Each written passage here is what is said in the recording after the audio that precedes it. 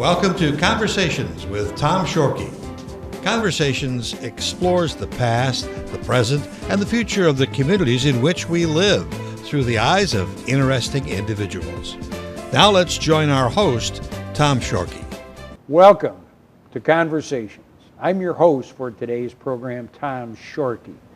We've had numerous interesting individuals from our community over the past year or so on the program, and today we're delighted to have someone who has grown up in our community and has lived here for a long time and has had many interesting experiences. It's my pleasure on Conversations to welcome today's guest, Mary Beaudua. Welcome, Mary. Thank you. Now, Mary, I usually start our conversations with, well, where did people grow up? And usually it's anywhere in the country, but you're going to tell me, where did Mary Beaudua?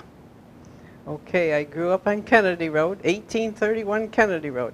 It was Weidenbaugh Road when I was real young, but then the Weidenbaughs moved to town, so then they were going to put up road signs. My dad was on the St. Clair Township Board, so he said, well, there's no more Weidenbaughs, let's make the road Kennedy Road. So they put up Kennedy Road signs.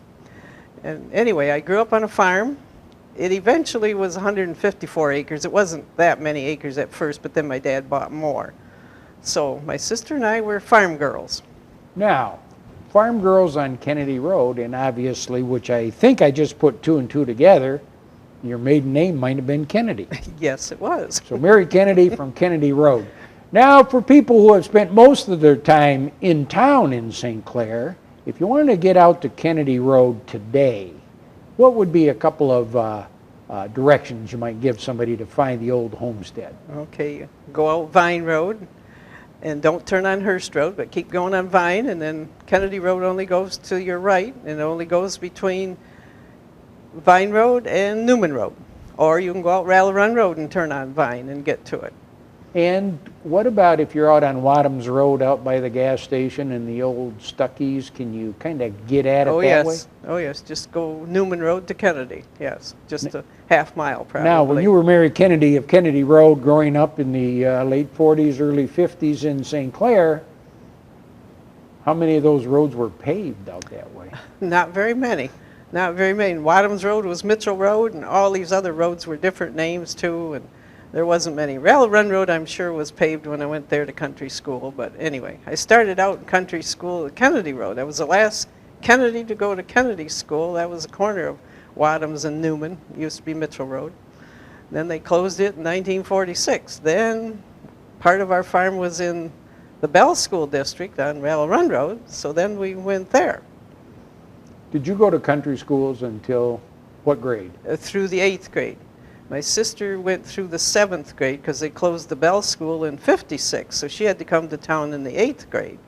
I got through the 8th grade at Bell School, but she was a few years younger, so she didn't make it through country school. Now, for our older viewers, they're a little bit familiar with the concept of country schools, but if anybody's under the age of 50 years old, they're saying, what do you mean country school? Yeah. And would it be fair to almost liken it to the schools like we would have seen on TV on Little House on the Prairie, where didn't matter what grade you were in, you were all in the same classroom? Right, right. Kindergarten through 8th grade is where we went. So everybody was here at everybody's lessons, and it was, just 40 people or 30 people and all the grades. In one teacher? In one teacher, yes, one teacher. And many people swear by the education in those old yes, country because schools. you heard from the other classes, so you could do that. You could be educated that way. If you were in kindergarten, you do like I did, first grade work in kindergarten. So,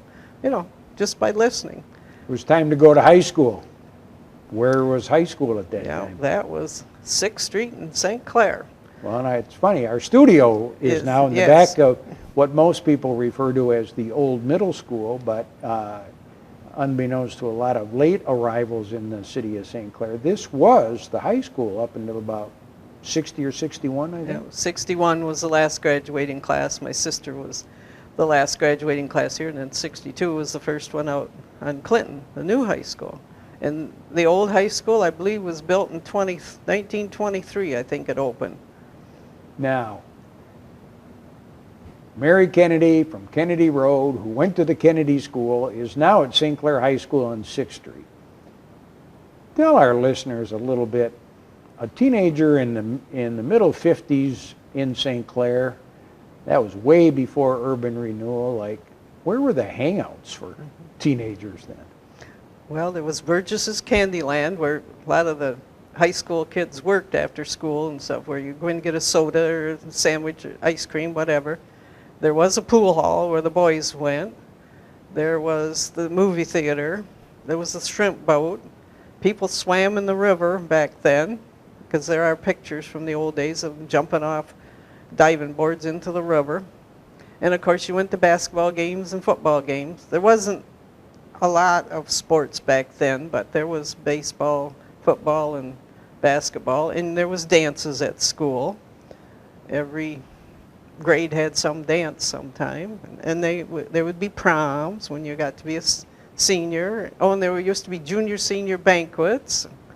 So there was things to do. Sound like happy days to me. Yeah, right. What does Mary Kennedy do after she graduates from St. Clair High School? I graduated on Thursday night. I started work in the Diamond Crystal in the purchasing department on Monday morning. I worked for Roy Kletcha Sr.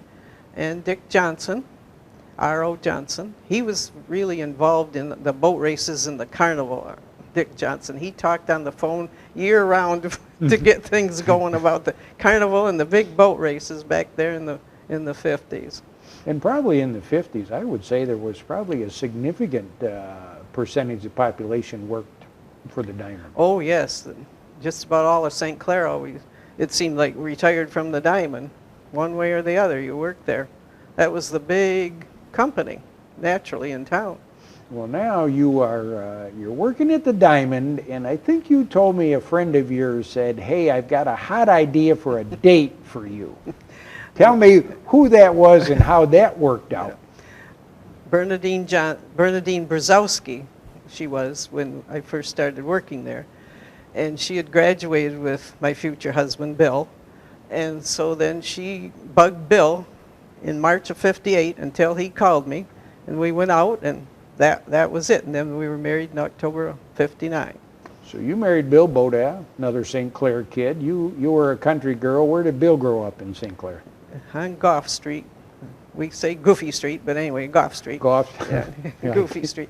He graduated in '53 from St. Clair High, and then he went in the Air Force, so I didn't know him till he was done with the Air Force. Now, and you had told me a kind of an interesting story about the home that the Beauduas lived in on Gough Street. What was it prior to being the Beaudua residence? It was an ice house for the Diamond, so the insulation was Sawdust. sawdust. Insulation was sawdust, so that was interesting. Well, and that was back in the day when, and I'm sure it was on the Pine River. I don't know, maybe it was on the St. Clair River also, but that's what they did in the winter. Right, is they cut right. chunks of ice, stored them in these houses with these sawdust insulated walls, and that's what refrigerated people through the summer. Right, and there used to be a big building on Pine River right across from our boathouse that was an ice house for the Diamond. It's not there anymore, but that was a big building that was ice house. Maybe when, like, the house on Gough Street was sold, and hard telling how many other places were ice houses and turned into houses.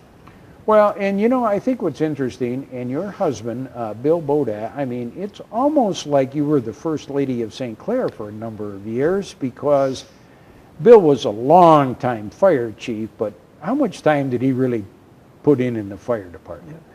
Well, he was 48 years, and he was a fireman before he was a husband.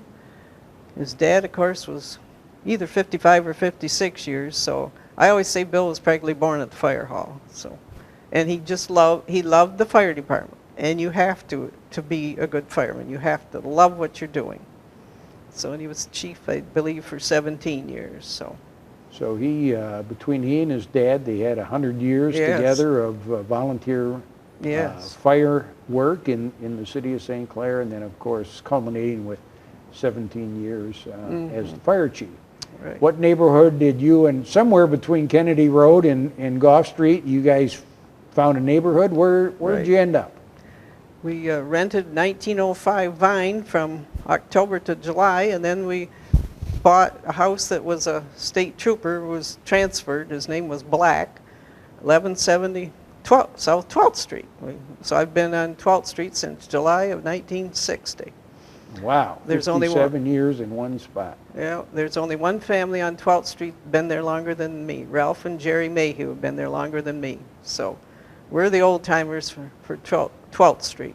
Well, you can talk about being an old timer, Mary. However, you know, growing up in the 50s, raising your children in the 70s and the 80s, when they pan that camera around the city council meetings in St. Clair, it often picks you up sitting near the back row. Yes. What motivates you at this stage of your life to attend council meetings? Yeah, well, we used to go, when Bill was alive, we used to go, and years ago the city superintendent used to encourage the department heads to go to the council meetings, and Bill would go. And then since he's been gone, Nancy and I go for the entertainment, or I shouldn't say entertainment. Anyway, we go just to make sure we know what's going on in town. It's interesting. We sit in the back there with DeLoss Bollier and Billy Westrick, and sit back there and listen to see what's happening.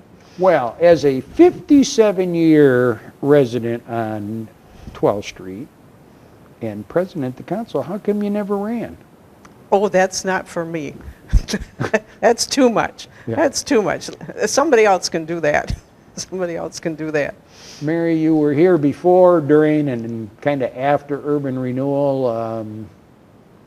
What's the good and the bad of St. Clair going through? I know St. Clair and Algonac went through urban renewal, and many people don't realize that have come to St. Clair in the last 30 years or so that there, other than Palmer Park, there used to be stores on the riverside of M29. What do you see as the good and the bad? Yeah, well, you could buy everything in St. Clair back then, even farm machinery, because our Mao had farm things even. And of course, back then there was gas station on every corner. There was grocery stores. There was everything. The old town, there was just everything. Gleam's Meat Market, everybody everybody wishes we still had Gleam's Meat Market. Yeah. Oh, if only we could make Gleam's bologna. Wouldn't that be something? And you could buy clothes and furniture, Frederick's Furniture on the river. There was the Greek on the river that had the candy store. Well, there was everything. Doctors, everything. Thompson's.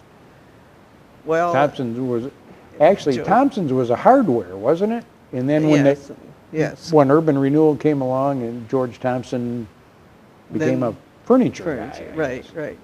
And Mr. Pulowski had grocery store. Well, at one time he even had Pool and Kittendorf's, which I know that's a long time ago. And then it was Tyler's. Now it's just a place to buy drinks, I guess. But anyway, there was everything.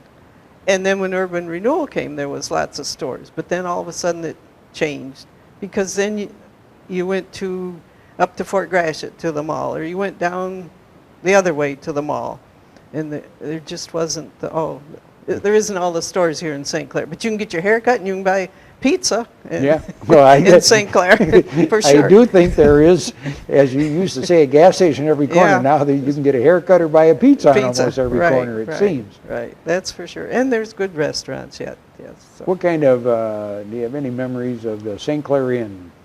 Oh, yes, that was a wonderful place to go for a special meal, or when Bernie and Margaret Kuhn would have an anniversary party. Of course, Bill and I would be invited to that, and then I've been to weddings there, or if you wanted to go out for dinner, for a special dinner, you'd go to the St. Clair Inn. My mother, sister, and daughter all worked at the St. Clair Inn through the years, so a lot of people made their living at the St. Clair Inn too, so it's a shame. Well, you sit in the back of those council meetings. Are we going to see that St. Clair Inn get revitalized or not? What do you think? Oh, they keep telling us. We'll believe it when we see it. Good. But it was an integral part of this community for so many years. When I was real young, my dad's oldest brother lived Muskegon area, and he was an executive with, Norge division of Amana or whatever. Well, he and his wife would come here and stay at the St. Clair Inn, so he would come to visit his mother, and we lived with our grandmother, Kennedy. And so we have pictures of our uncle and aunt on the boardwalk, more or less, behind the St. Clair Inn. So, you know, that's back in the 40s. It was, well, and they used to have every convention, Ford, Chevrolet. It was a busy, busy place. Oh, and the Silver Stick kids would come there and stay. It was popular, very popular. And I think you're still a hockey fan. Is that true? Oh, yes. We have to watch those Red Wings, and we're hoping they get a little bit better. Yeah, they could use a little fine-tuning at the moment. We'll just call them young at this time. Right, yeah, they are young. Oh, we enjoy. And when Bill was alive, and many years ago, well, before Carol was, before our youngest daughter was born, it was the Flags in Port Huron. We had season tickets. We'd go up to the McMorran every time they played. And so I've been a hockey fan for years. Well, I'm glad, and you mentioned the Flags. You know, a few weeks ago I had the chance to have Doc Emmerich on the show here, and he talked about, well, that's what brought him to the St. Clair area, was the Port Huron Flags, and how the guys lived in the community, and they were, if not as, more popular than the Red Wings for our area. Right. Oh, it was interesting. So, like I say, we went, previous to 1969, we would go to every game. We'd get a babysitter for the older two girls, and we went to the games. It was interesting. I'm glad we did such things. It's memories. It is. Good memories. Who's, and obviously you're going to tell me Bill Beaudua, but who's been influential with you in your life? Who are some people that you've had that kind of gave you some words of wisdom along the way? Well, I don't know. Except I always remember coming to town to the 9th grade and having Mr. Bowes, and of course he was there for generations. And for some reason, some of this English I didn't really understand in country school. But I got to Mr. Bowes' class, and however he taught it was neat. So anyway, that's one person I always think about, Mr. Bowes. Well, Frank Bowes, he was a legend in his own time here. He spent a lot of years in this building that we're taping in today, teaching English. He was quite a guy. Yep, he had my kids too, of course. And anyway, he was here a long time, and he was a good teacher. What about if somebody said to you, young family said, well, we're thinking about moving up to your area, why should we consider St. Clair? Oh, yeah. Well, everybody loves the river, naturally, and the schools. Everybody thinks East China schools are good, which they better be. Yes, they better be. And you were part of it for years. So, anyway, yeah, a lot of people. Well, like, okay, back to my dad died in 1966, and of course, the farmer, we had 154 acres. Well, then, about 1972 or so, people started coming out from the Detroit area and buying 10 acres. My mother never advertised anything. People came buying. And the first people that bought, Milas Allison, who used to have Murphy's, and he had BTM, Milas and his family came, and they bought the first 10 acres of our farm. And of course, he's still there. But that was, like I say, 1972. People were coming out of the city like droves, buying land. Well, and I think if you do look back on the 50s and the 60s, if you got outside the city limits in the St. Clairs and the Marine cities, there were those small family farms where, you know, every mile was somebody else's farm. Yeah. And now you drive out those same roads, and now they're paved and they're not gravel. And there's 20 houses. Yeah, there's 20 houses instead of where one farm used to be. There was 3 places on Kennedy Road when I was young. Now there's probably 20. Now there's a big social event that occurs in St. Clair every year that you've played a little bit of a part of. Tell us about Oktoberfest at your church. That's wonderful. St. Peter's Lutheran, 7th and 6th Street and J Street, between. Have Oktoberfest. Ted Pavlik comes there every year, and people really love dancing to Ted Pavlik. We have drawings, and prizes, and et cetera, et cetera. Is it still going strong? I mean, you've done that for quite a while, but is Oktoberfest still pretty popular? Done it 5 or 6 years, and I think this last October we had the most people there. They earned the most money, so we have a good time.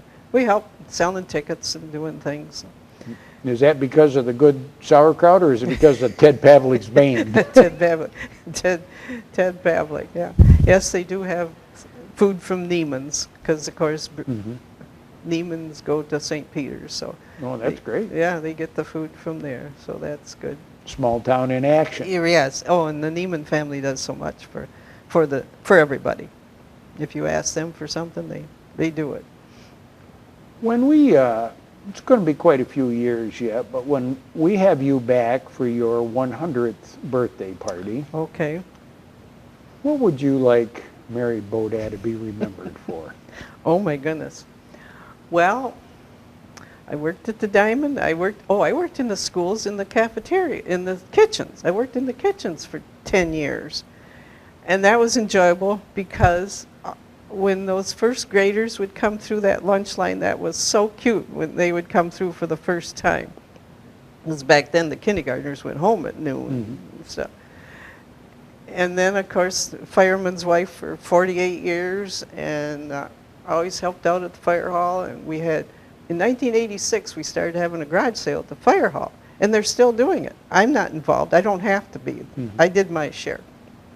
But through the years, excuse me, when there'd be a fire all night and it'd be 60 below wind chill factor or something, my daughters and I would keep going back and forth with hot coffee and cookies. We always kept cookies in the freezer at the fire hall.